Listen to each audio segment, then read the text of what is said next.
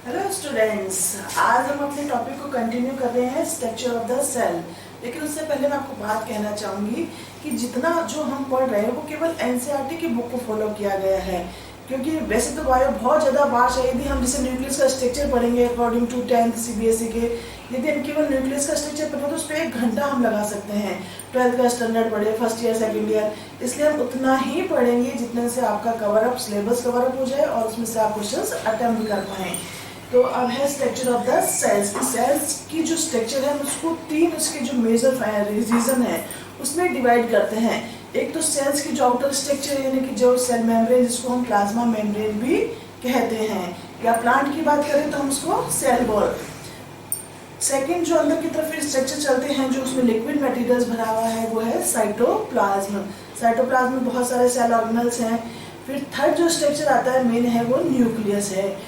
उस न्यूक्लियस को हम आज सबसे पहले स्टडी करेंगे। इस न्यूक्लियस को जितनी भी सेल की एक्टिविटीज होती है, मेटाबॉलिक एक्टिविटीज, उन सबको कौन कंट्रोल करता है? न्यूक्लियस।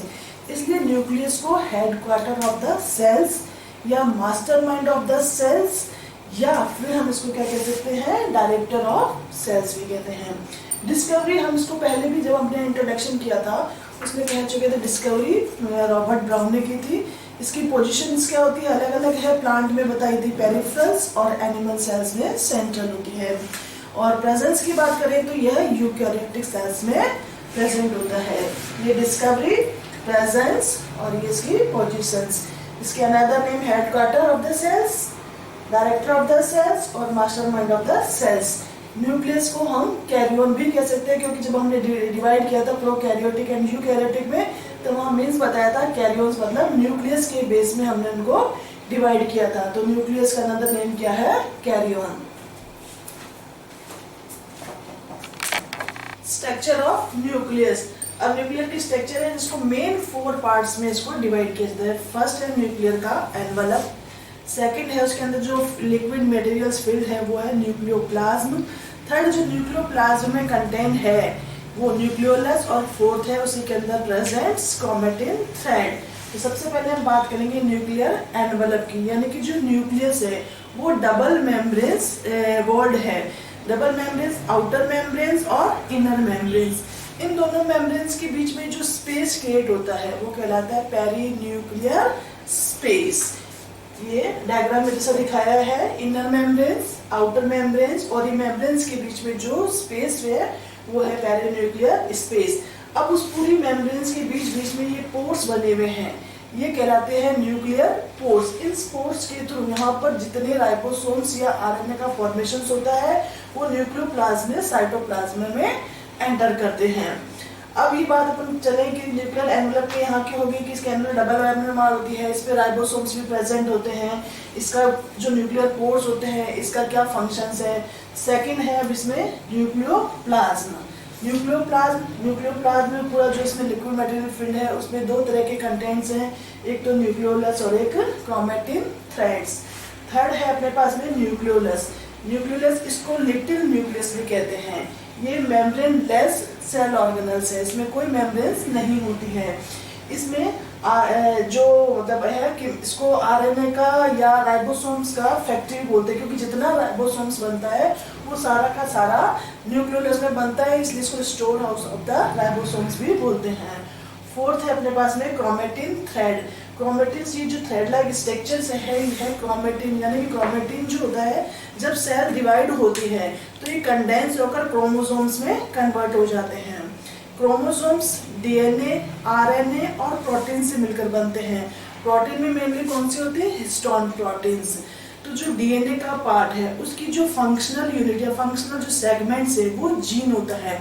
इसी जीन के थ्रू जितनी भी जेनेटिक इंफॉर्मेशन है वो one generation to another generation में ट्रांसमिट होती है। ये है इसका क्रोमेटिन थ्रेड का फंक्शंस। अब हम इसको एक बार और रिटर्न में भी देख लेते हैं।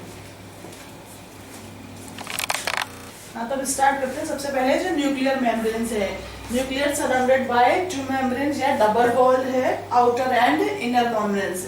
अभी आउटर और इनर मेम्ब्रेन्स है, यानी कि जो न्यूक्लियर एनवलप है या न्यूक्लियर मेम्ब्रेन है, इसका फंक्शंस क्या है? इसका फंक्शंस क्या है? ये सेपरेट करते हैं न्यूक्लियोप्लाज्म को साइटोप्लाज्म से। सेकंड है दोनों मेम्ब्रेन्स के बीच में स्पेस बिटवीन टू मेम्ब्रेन क्या कहलाता है, पेरीन्यूक्लियर स्पेस। थर्ड पॉइंट है कि जो न्यूक्लियर मेम्ब्रेन्स है इसमें बहुत सारे पोर्स होते हैं छोटे छोटे, ये पोर्स कहलाते हैं न्यूक्लियर पोर्स। फिर इनमें इसका क्या फंक्शन है, जो न्यूक्लियर पोर है इसमें से राइबोसोम्स और जो आरएनए फॉर्म्ड होते हैं न्यूक्लियोलस में वो उसमें न्यूक्लियस के अंदर बाहर आते हैं। Ribosomes RNA comes from nucleoplasm and enter into the cytoplasm. Nucleolus में बन रहे हैं, न्यूक्लियोलस से न्यूक्लियस में, न्यूक्लियोप्लाज्म में आते हैं, न्यूक्लियोप्लाज्म से देन साइटोप्लाज्म में एंटर कर जाते हैं। सेकंड है इसका पार्ट्स न्यूक्लियोप्लाज्म। न्यूक्लियोप्लाज्म क्या है, आपने पहले भी पढ़ा था कि प्रोटोप्लाज्म होता है, प्रोटोप्लाज्म को यानी कि न्यूक्लियोप्लाज्म और साइटोप्लाज्म को कंबाइंड रूप से प्रोटोप्लाज्म कहते हैं। तो न्यूक्लियोप्लाज्म क्या है, part of A protoplasm which is enclosed by nuclear membranes। में क्या क्या होता है, तो क्रोमेटिन थ्रेड है और न्यूक्लियोलस है। थर्ड इसकी स्ट्रक्चर है न्यूक्लियोलस। न्यूक्लियोलस को लिटिल न्यूक्लियस भी कहते हैं, इसको फोंटेना ने डिस्कवर्ड किया था।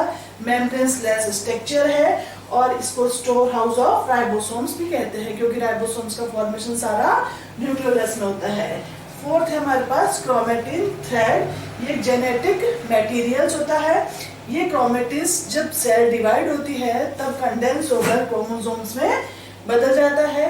क्रोमोसोम्स के स्ट्रक्चर में डीएनए, आरएनए और न्यूक्लियर प्रोटीन्स होते हैं। प्रोटीन भी कौन सी, मेनली हिस्टोन प्रोटीन्स। अब डीएनए का जो पार्ट है, डीएनए में स्ट्रक्चर होती है जीन। ये जीन यानी कि इसकी जो फंक्शनल यूनिट या फंक्शनल जो सेगमेंट है वो है जीन। इसी जीन्स के through genetic information one generation to another generation में ट्रांसमिट होती है। क्रोमोसोम्स की बात करें तो हम बात करते हैं कि ह्यूमंस में कितने क्रोमोसोम्स होते हैं, 23 पेयर्स। 23 पेयर्स यानी कि 46 क्रोमोसोम्स होते हैं, जिसमें 22 पेयर्स तो ऑटोसोम्स क्रोमोसोम्स होते हैं और 1 पेयर होते हैं सेक्स क्रोमोसोम्स। 22 तो होते हैं ऑटोसोम्स और 1 पेयर होते हैं इसमें sex chromosomes. Functions of the nucleus जो अपन ने इसके स्ट्रक्चर में पढ़े थे, जैसे 4 पार्ट के थे, मेनली 4 पार्ट्स के जो फंक्शंस थे वही फंक्शन हमें न्यूक्लियस के अंदर मेंशन करने हैं। फर्स्ट है जितनी भी मेटाबॉलिक एक्टिविटीज है वो सारी कंट्रोल होती है। सेकंड है कि ये राइबोसोम के फॉर्मेशंस में पार्ट करता है। थर्ड है कि जेनेटिक मटेरियल्स को one generation to another generation में ट्रांसमिट करता है, यानी कि पेरेंट्स टू चाइल्ड में। अब आपको मैं कहना चाहूँगी कि प्लीज़ वीडियो को लाइक करो, शेयर करो एंड सब्सक्राइब करो। जितना हो सके इसे अपने फ्रेंड्स में शेयर कीजिए ताकि अभी स्कूलें ओपन्स नहीं है, ताकि स्टूडेंट जितना हो सके इसको पहले से एक बार पढ़ ले ताकि उनके सारे जो फंडामेंटल है सारे क्लियर हो जाए। Thank you.